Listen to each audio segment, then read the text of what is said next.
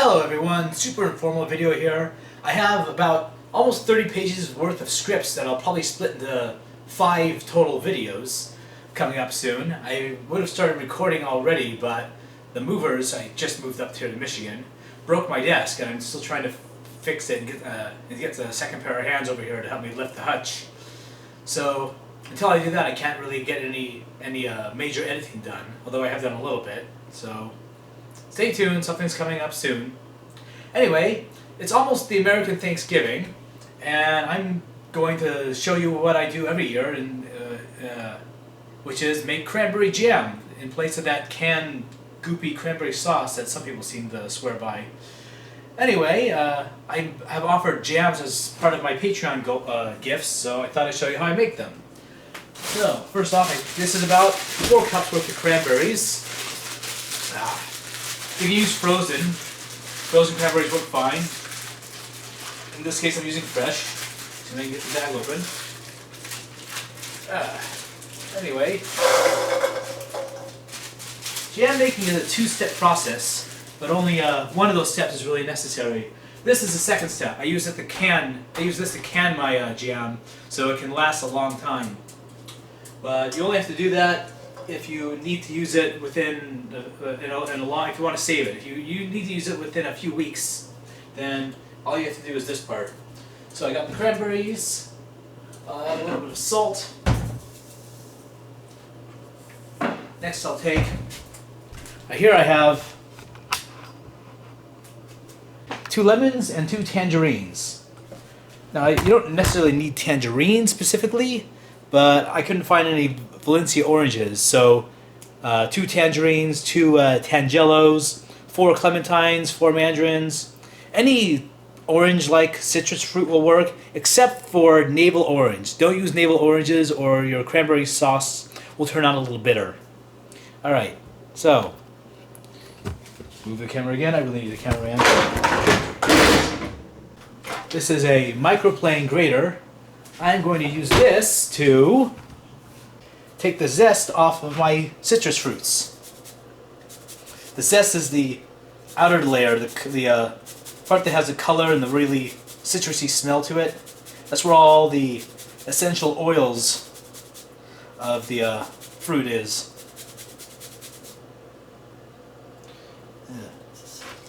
The cranberry doesn't look very good. Alright. Alright, now I got the citrus fruits all zested. Now I'm going to move the camera again. Over here I have my electric juicer, which is again not a requirement. You can use a citrus reamer or a hand squeezer, or just squeeze them with your hand. Alright, 4 peeled citrus fruits. Now I need to make about a cup of citrus juice.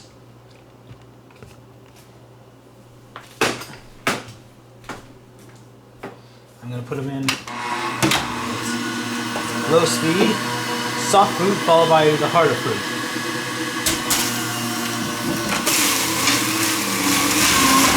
Oh no, it's from the leak.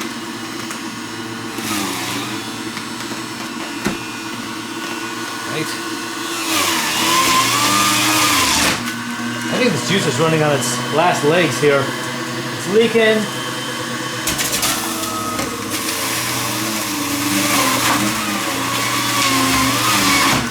And it's not doing a great job juicing it, as you'll soon see.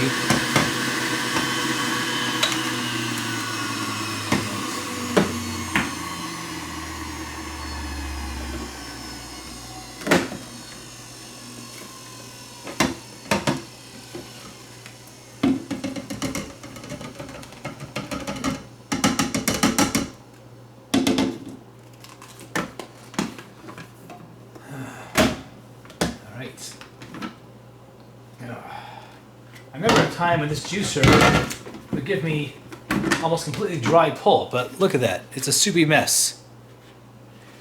So what I'm going to do, instead of wasting all that juice, is add an unfortunately necessary extra step. There we are. Oh.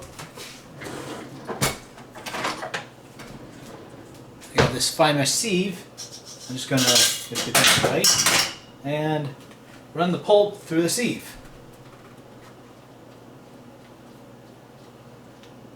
Alright, and just squeeze it out.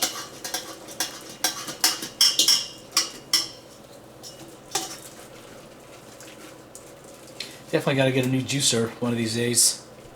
Alright.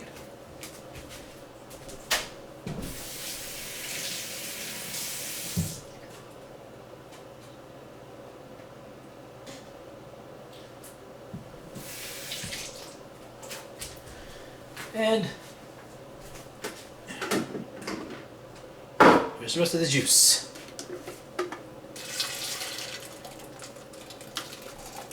Yep. There we are. All right.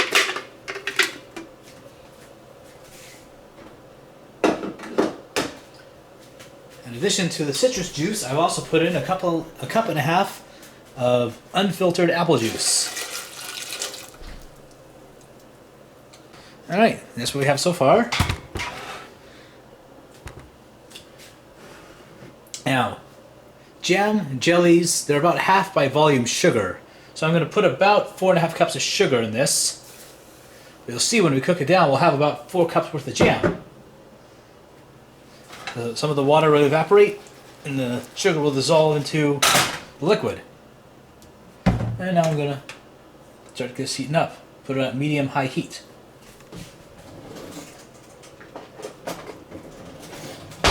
And we'll need this in here. Silicone spatula to stir up the mixture.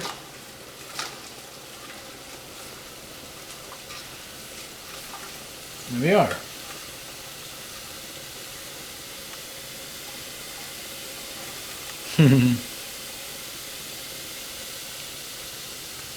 While that's going, I'll tell you what I have in here.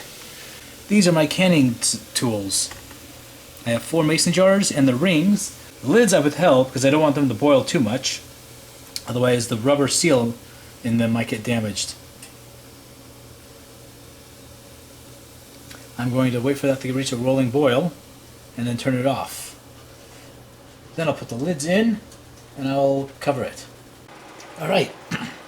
It's getting hot and the cranberries are starting to pop, so I'm going to add the final ingredient. Now to make preserves like jams and jellies, you need several crucial ingredients. You need liquid, you need sugar, you need heat, and then you need a plant carbohydrate known as pectin. Now some fruits already have a lot of pectin in them, so you don't need to add much pectin to your preserves. However, cranberries don't seem to have a lot of pectin in them, so I usually add 1 full tablespoon of pectin for this amount of cranberries. If I were making an equivalent amount of blueberry preserves or blueberry jam, I would use maybe just a teaspoon of pectin, because blueberries have a lot of pectin in them already. If I was using frozen blueberries, though, I tend to use more. I don't know, something about how frozen blueberries are prepared makes them lose some of the pectin, I guess. Maybe it's because they're kept until they're more ripe before frozen, unlike fresh blueberries. Alright. So I'll let this boil, and there we go, the cranberries popping again.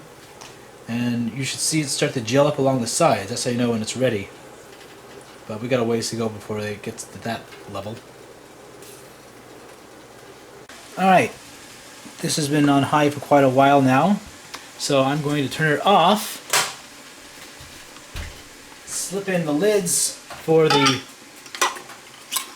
mason jars, and then cover my pressure canner. See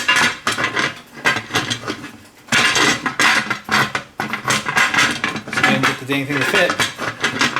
Come on, come on. Hey.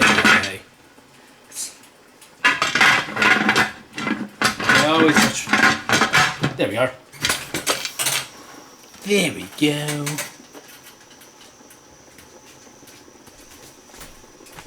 Alright, and as for the jam, or preserves as it is, because I put whole fruit in there. This is almost ready. See, it's much thicker. You can see it kind of coating the sides of the pot. So, you know, if all you need is the jam, you don't need to preserve it, then you're done. Here, just turn it down. I'm gonna, oh, you can turn it off if you're not using it, but since I'm gonna can it, I'm just turning down the low because I want to make sure it keeps a sterile environment.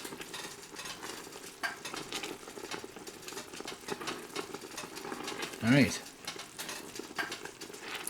I'm going to get my jars out now and start the canning process. And make sure you get all the water out of the jars. Ouch. And try not to sear yourself too much. 4. Next I need my jarring funnel. The one I have is for regular mouth jars like the ones I'm using, and for wide mouth jars like the ones that I use for pizza sauce. Alright.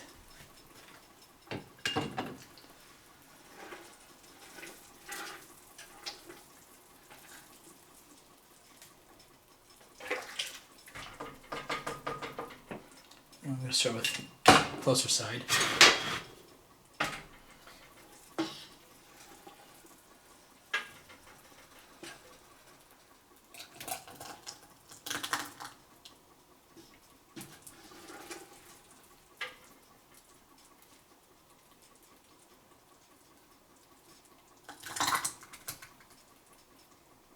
And a little bit more.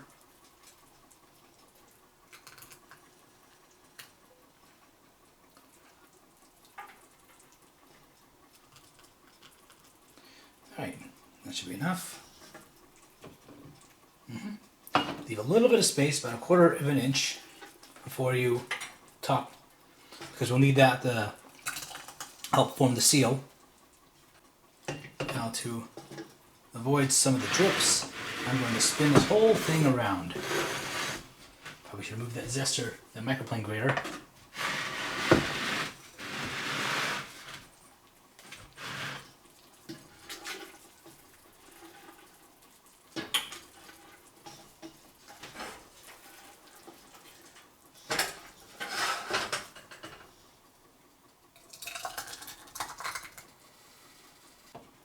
Alright, I'm going to turn this off now. I'm going to put this aside.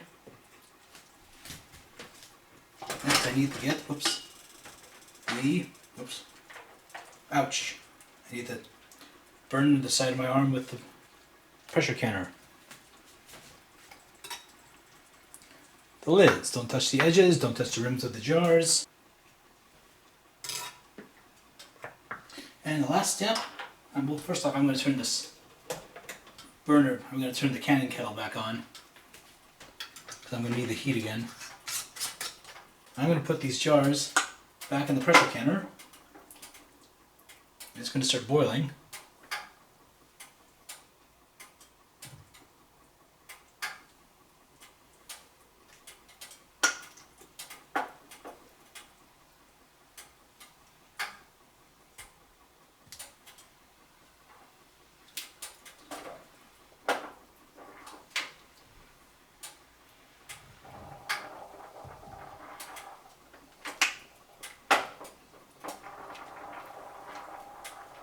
Right. Now the pressure canner isn't being used, at least the pressure canner capabilities. In fact, I'm going to take off the gauge because I don't really need it right now. Right now it's just an ordinary canning kettle. If you don't have a pressure canner or a canning kettle, then just use a large pot like this one.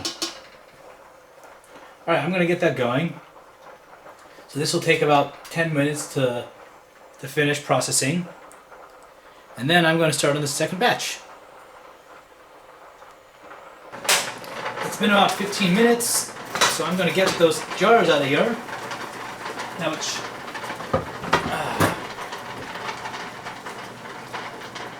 Alright, so the insides should have boiled up, pushed up enough water out of the jars to create a seal in these to create a pressure differential underneath the lid. And as it starts to cool, it'll create a vacuum inside of there that'll pressurize the lids. And basically, if these things were done right, which I'm pretty sure they were, they'll last for years and years and years, pretty much never going bad. I have jars going back all the way to 2013 still. Ouch.